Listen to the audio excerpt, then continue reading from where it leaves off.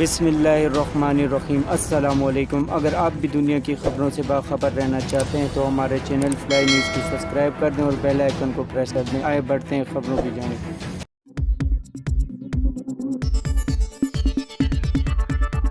इस्लामाबाद खातून जज को धमकी देने पर तौहीन अदालत केस में इस्लामाबाद हाई कोर्ट आज साबिक वज़ीर-ए-आज़म इमरान खान पर फर्द जुर्म आयद करेगी।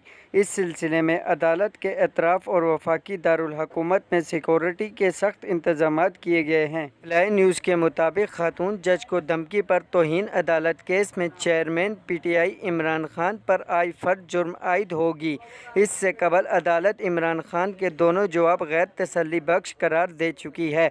अदालत ने इमरान खान पर फर्द जुर्म आयद करने के लिए आज 22 सितंबर की तारीख मुकर्रर कर रखी है, जिसकी समाअत चीफ जस्टिस अज़हर मनुल्लाह की सरबराही में 5 जजेस पर मुश्तमिल लार्जेस्ट बेंच करेगा। इस्लामाबाद हाई कोर्ट के लार्जेस्ट बेंच में चीफ जस्टिस के अलावा जस्टिस मोहसिन अख्तर कियानी, जस्टिस मियां गुल हसन औरंगज़ेब, जस्टिस तारिक महमूद जहांगीरी और जस्टिस बाबर सत्तार शामिल है।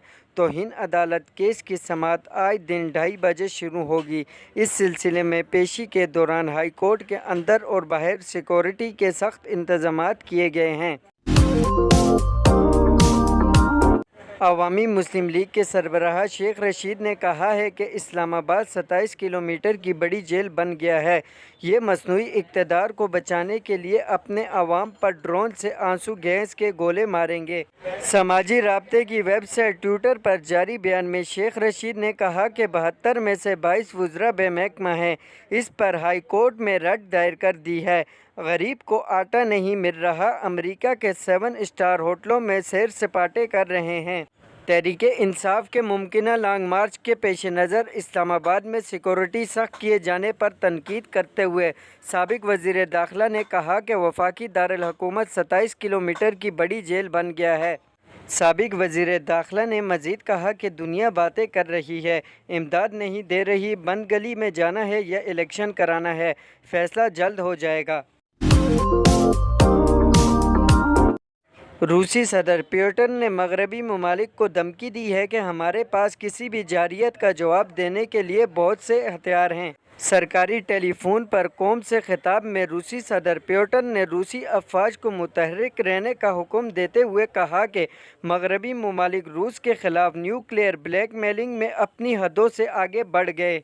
सदर पुतिन ने मगरबी ममालिक को मुखातिब करते हुए ख़बरदार किया है कि रूस अपनी सरजमीन और अपने लोगों के दिफा के लिए तमाम वसाइल इस्तेमाल करेगा। हमारे पास मगरबी जारियत का जवाब देने के लिए बहुत हथियार हैं।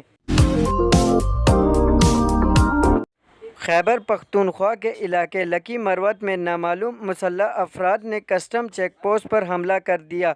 पुलिस ज़राए के मुताबिक नामालूम अफराद ने कस्टम एहलकार को सरकारी नौकरी छोड़ने की वार्निंग दी, जबकि कस्टम एहलकार को 2 मजदूरों समेत अगवा कर लिया था। पुलिस ने वाक़ये की तहकीकात शुरू कर दी है, जबकि मुसल्लह अफराद की शिनाख्त के लिए छापे मारे जा रहे हैं। एशियाई तरक्याती बैंक ने कहा है कि हालिया बदतरीन सैलाब मालियाती और बैरूनी अदायगियों में तवाज़ुन के लिए सख्त गैर पॉलिसी की वजह से माली साल 2023 में पाकिस्तान की मईशत की नुमा की शरह 3.5% तक रहने का इम्कान है।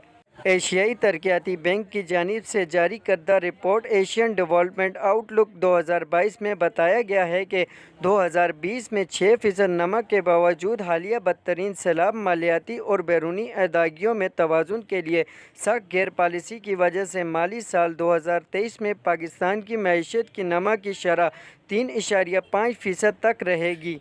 रिपोर्ट में बताया गया है कि माली साल 2022 में मुकामी खपत में इजाफा, ज़राअत, खिदमात और बड़ी सनतों की पैदावार में नुमाया नमी की वजह से GDP में 6% इजाफा मुमकिन हुआ। ताहम 2023 में माहौलियाती रुकावटों और सख्त ज़री व मालियाती पॉलिसी की वजह से पाकिस्तान में GDP की नमा की पेश गोई को कम रखा गया है।